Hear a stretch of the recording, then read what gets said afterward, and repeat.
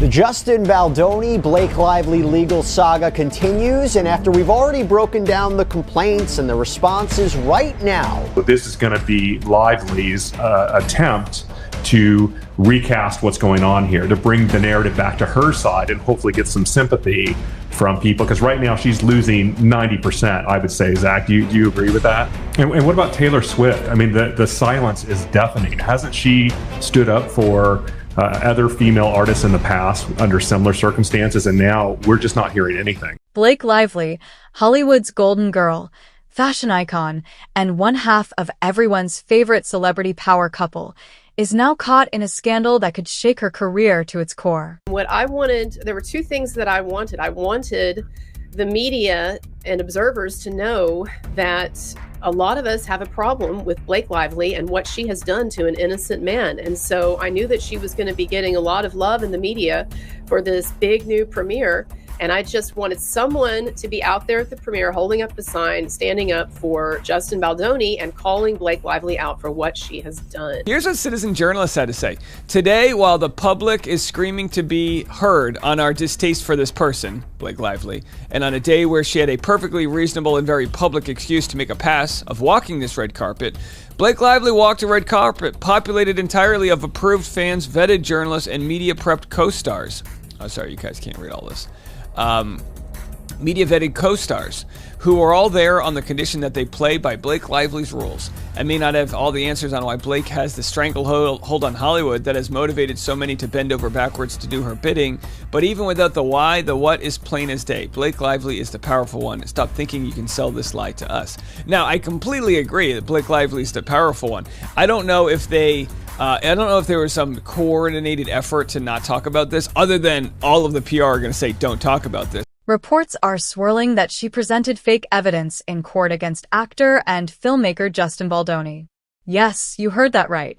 What started as a legal dispute has escalated into an all-out courtroom drama filled with shocking revelations, leaked documents, and accusations that could change everything. And I can just imagine, I mean, even when we do filings that are not public celebrity cases, you know, you kind of go back and forth about the wording, make sure that you have what you need. But here, they're filing it for an ulterior motive. It's really not for the court, it's for public consumption. So I can imagine that it's not just the lawyers that have to review these complaints or amended complaint, it's all the PR people.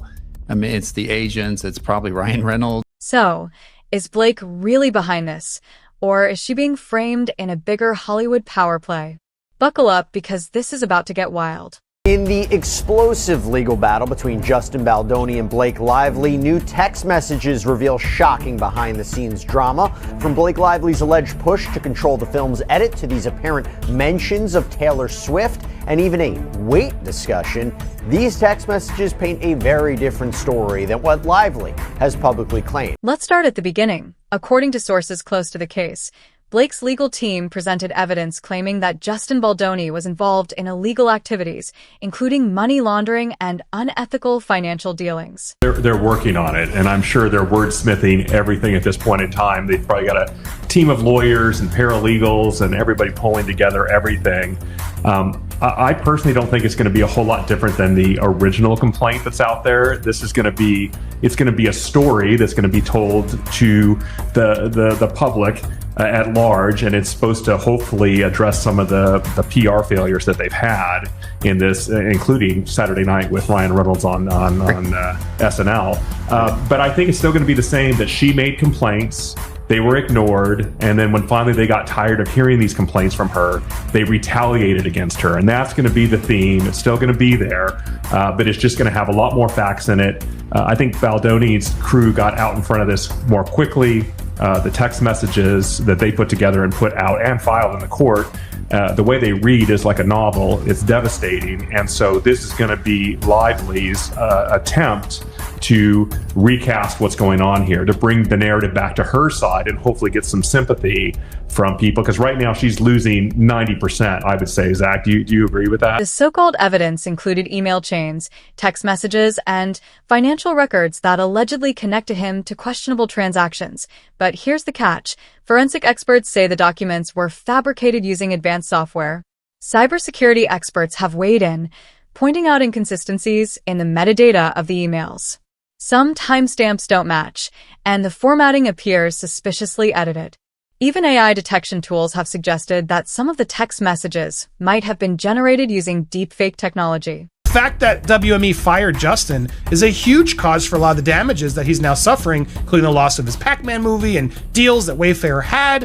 What are the real ramifications of this? And does it help that there's now actual audio of it?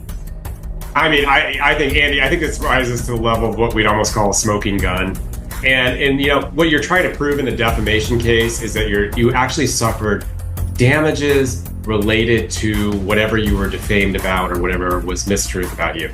And sometimes that's a hard nexus to prove. It's going to be hard nexus for Lively to prove that her skincare line tanked because of the negative publicity.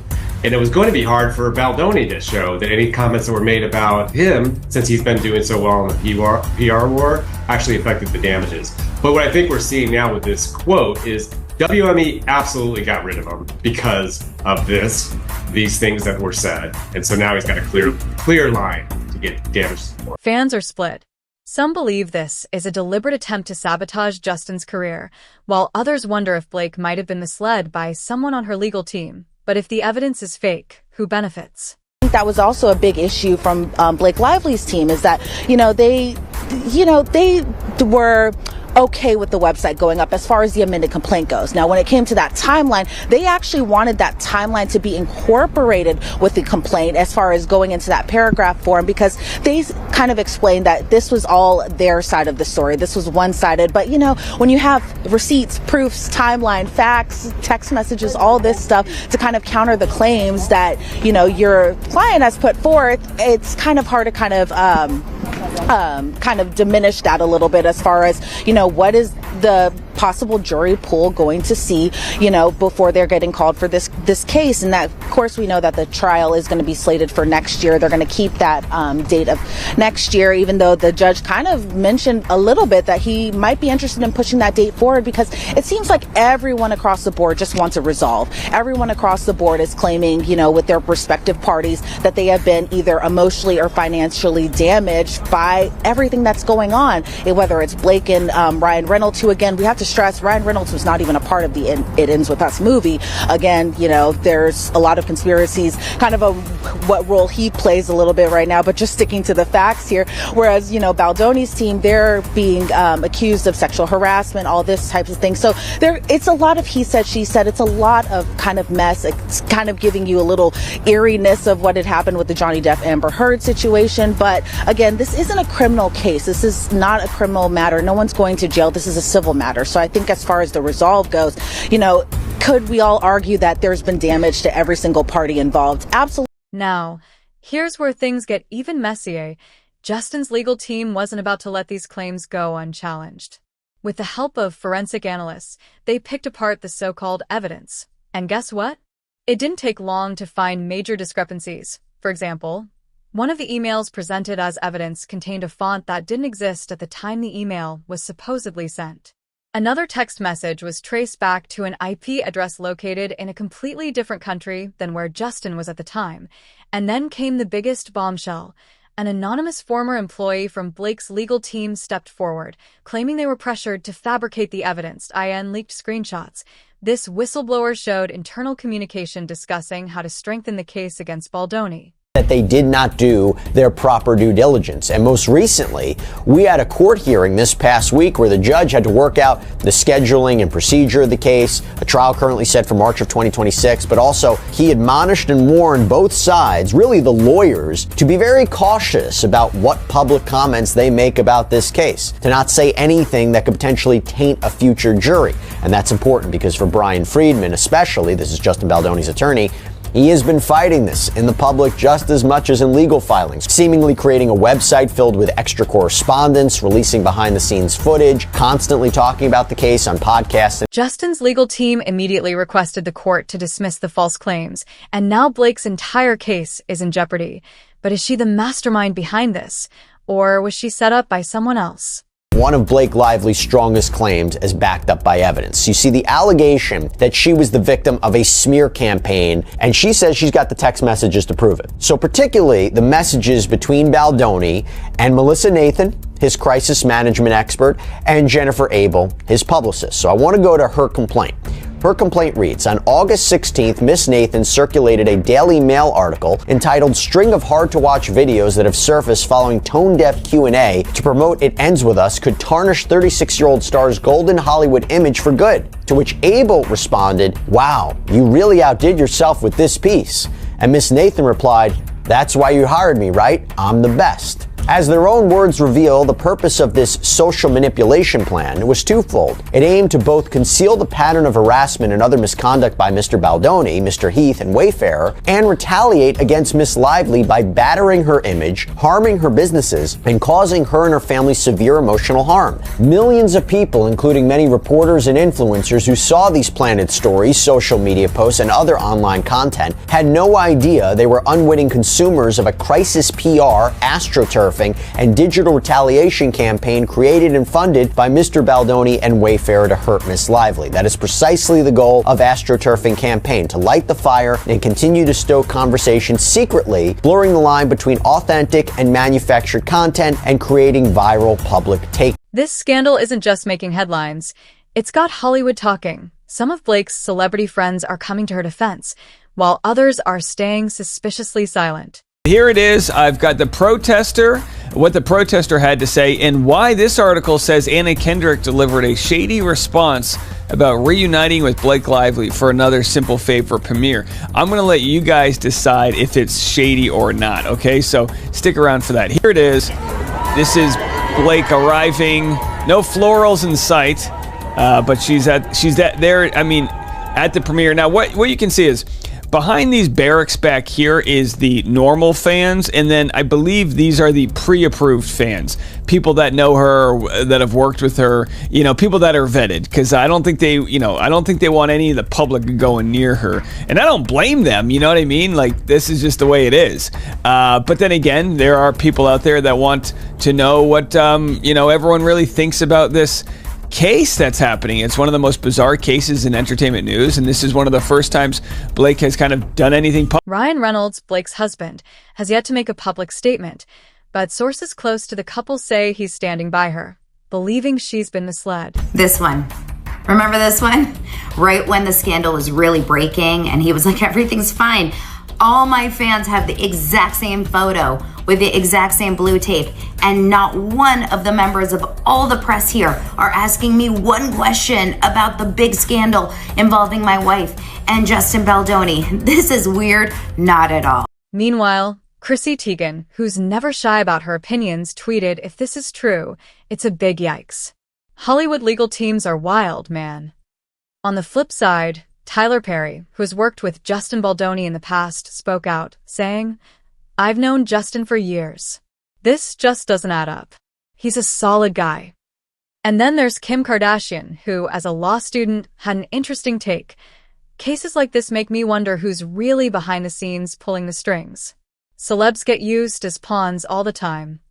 But perhaps the most unexpected comment came from Leonardo DiCaprio. When a reporter asked him about it at a recent event, he reportedly said, Hollywood's full of smoke and mirrors. Don't believe everything you hear. At this point, they're fighting over subpoenas. They're talking over what needs to be subpoenaed, what can be subpoenaed, and then now they're going over who is being protected. As you know, officially, Blake Lively was asking for 2.5 years of subpoenas of private text messages, and etc., but she herself was asking for a protective order because she didn't want her famous friends, etc. I mean, I'm basically breaking it down for you guys. She didn't want her famous friends to be exposed, and some of the witnesses, perhaps. So it says, as the Lively and Baldoni legal teams continue to squabble over the scope of subpoenas to telecom companies in what has become a $400 million and counting matter, the actress's attorneys today called out the It Ends With Us director, Justin Baldoni, his fellow defendants, and allegedly weaponized online content creators. That's me, for misleading accusations over a potential protective disorder. It continues, claiming that the attorney's eyes-only PO that Team Blake wishes to see put in place for discovery, depositions, and more has been warped in its intent and reach. Lively's attorneys told Judge Lyman Tuesday in a letter that, in fact, the travels of the mischaracterization embraced by the opposition through this manufactured echo chamber by itself provides ample justification It says, in short, Lively's lawyers believe the opposing side is twisting the purpose of the protective order, and ironically, this distortion itself provides why a strict order is necessary to prevent misuse of private information. So not only do they ask for the protective order, but then now they're mad because the purpose of the protective order is apparently being twisted. It's like nothing. So, who's telling the truth and who's covering their tracks? Now, let's talk about the leak. Who exposed the truth and why? According to insider reports, an ex-employee from Blake's legal team, referred to as Alex to protect their identity, decided to blow the whistle after realizing the lengths to which the team was going to build a case against Justin. They claimed they were asked to doctor digital files, manipulate timestamps, and create misleading email threads.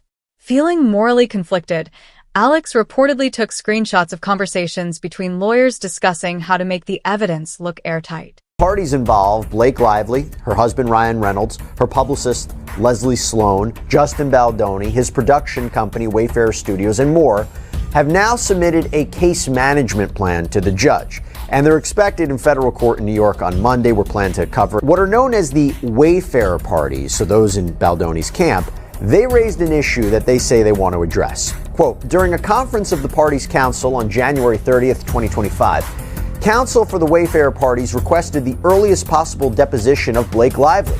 Counsel for Miss Lively and Ryan Reynolds stated their objection to the Wayfarer party's lead counsel conducting the deposition of Blake Lively. Specifically, the Lively party's counsel indicated that they object to Brian J. Friedman personally taking Miss Lively's deposition based upon unspecified statements made by Mr. Friedman.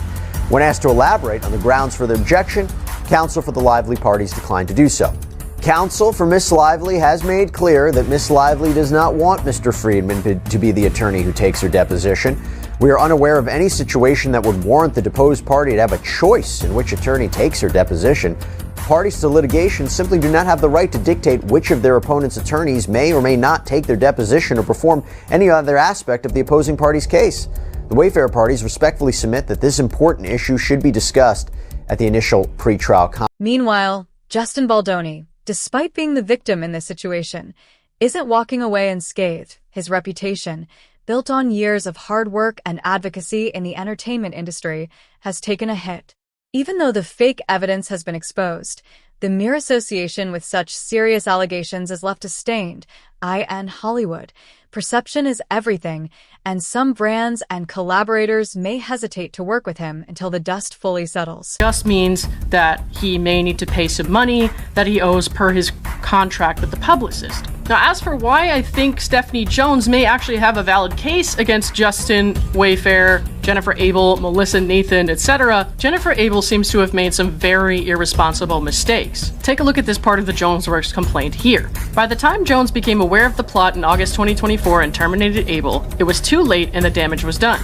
Abel had already stolen more than 70 proprietary and sensitive business documents and additional client leads from Jonesworks. Beyond those documents, Abel left Jonesworks with Baldoni and Wayfarer in tow and immediately opened shop at her own competing firm, which she had set up while still working at Jonesworks. She further sought to poach employees in violation of the non-compete and non-solicitation provisions in her contract. And for their part, encouraging Abel and leaving with her, Wayfarer and Baldoni breached their own contract with Jonesworks and then poured salt in the wound by baselessly refusing to pay the remaining amount owed. Abel and Nathan's covert takedown and smear campaigns were revealed in black and white on Abel's company-issued phone following her termination, which Jonesworks forensically preserved and examined in detail after receiving a subpoena for the phone's contents. So she did get a... But was this leak a genuine act of conscience or part of a bigger takedown strategy against Blake?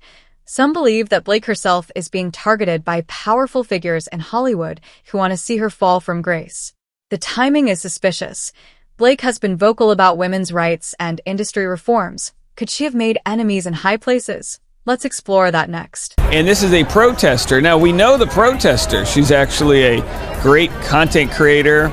She's yelling justice for Justin Baldoni. She's right there. If there's one thing we know about Hollywood, it's that power plays happen behind the scenes all the time. Remember Johnny Depp versus Amber Heard? What started as a personal legal battle turned into a full-blown media circus. Could Blake be facing something similar? Conspiracy theories are already swirling. Some speculate that Blake was set up by industry elites who want to tarnish her spotless image. Others believe this is just another example of Hollywood's ruthless legal battles, where winning matters more than the truth. Blake Hurd's It Ends With Us co-star Brandon Sklenner was there too, for a different project. The 1923 actor was there yesterday promoting his new movie, Drop.